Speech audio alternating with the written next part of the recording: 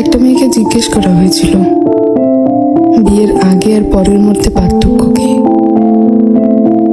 তখন সে বলেছিল, বিয়ের আগে ছিলাম বাবার বাড়ির মেয়ে, আর এখন হয়েছে শ্বশুর বাড়ির বৌমা।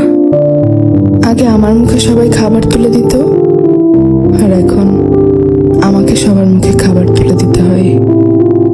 আগে একটু ব্যথা পেলে চিল্লাচিল্লি করে সারা বাড়ি মাথায় তুলে ফেলতাম, আর এখন অনেক ব্যথা পেলেও একটা শব্দ করি না। আগে হাসার জন্য মা বকতো, আর এখন কাঁদতে গেলেও ভয় হয়। আগে একটু মন খারাপ হলেই মা বুঝে ফেলতো, কিন্তু এখন ভেতরটা চুরমার হয়ে গেলেও কেউ টের পায় না। আগে ভাবতাম বাইরের জগৎটা অনেক শান্তি, কিন্তু এখন বুঝি মায়ের আঁচলে নিজেই শান্তিতে ছিলাম।